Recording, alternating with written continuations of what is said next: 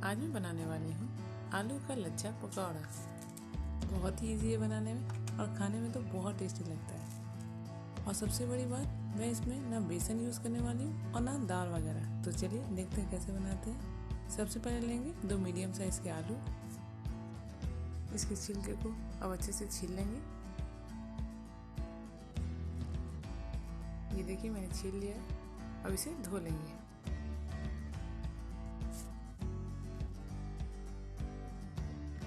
ये देखिए। अब एक बर्तन में लेंगे पानी और जो कद्दूकस करने वाला होता है ना, ये आप इसमें बड़े वाला साइज भी यूज़ कर सकते हैं और छोटे वाला भी, लेकिन सबसे छोटे वाला यूज़ मत कीजिएगा। अब इसे करेंगे कद्दूकस। मैं ये बड़ा वाला साइज यूज़ करने वाली हूँ। सबसे छोटा वाला साइज यूज़ नहीं करेंगे कद्दूकस करने के लिए।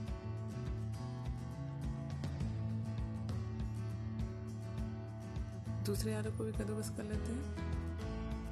इसे कद्दूकस करेंगे और नीचे पानी रखना बहुत ज़रूरी है, नहीं तो लाल हो जाएगी।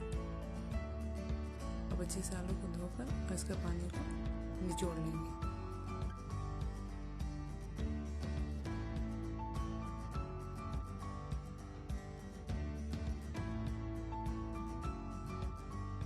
बिल्कुल इस तरह से।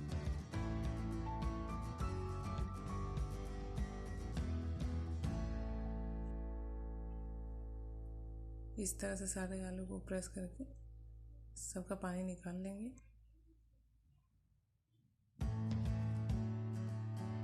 कोशिश कीजिएगा कि ज़्यादा से ज़्यादा पानी को निचोड़ सकें।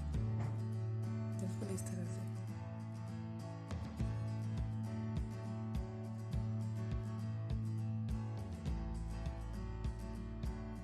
अब इसमें डालेंगे नमक स्वाद अनुसार, लाल मिर्च पाउडर आधा चम्मच, हल्दी आधा चम्मच, गरम मसाला आधा चम्मच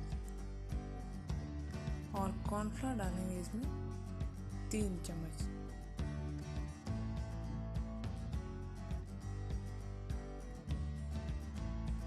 फिर इसमें डालेंगे आधा कप बारीक कटा हुआ धनिया।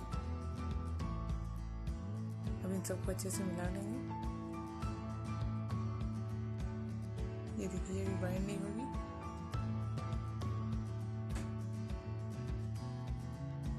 अब इसमें डालेंगे 2 चम्मच मैदा। मैदा डालना बहुत ज़रूरी है। इसे अच्छे से मिला लेंगे। इसे अच्छे से बाइंडिंग होगी। अब इसमें डालेंगे 1 चम्मच पानी और 1 चम्मच रिफाइंड ऑयल। पानी डालने से भी अच्छे से बाइंड हो जाएगी।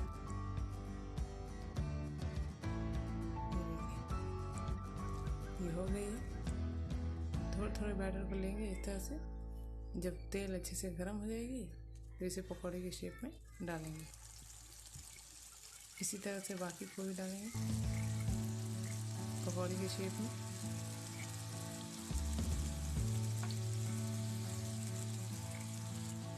जितना इसमें अटता है मैंने इसमें डाल दिया है। अब इसे 30 सेकंड तक तो बिल्कुल छुएंगे भी नहीं। 30 सेकंड जब हो जाएगी उसके बाद इसे हिलाएंगे। देखिए 30 सेकंड हो गया है। अब इसे कड़छी से हिलाएंगे और फ्लिप करके दूसरी साइड पे पका लेंगे। बस अब क्या, इसे क्रिस्प होने तक पकाना है। हार्डली 2 मिनट लगेगा, 2 से 2.5 मिनट।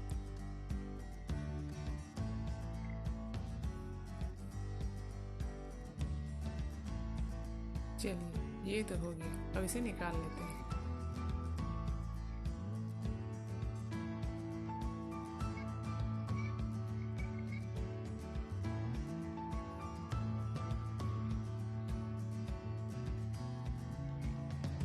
है ना बहुत ही इजी।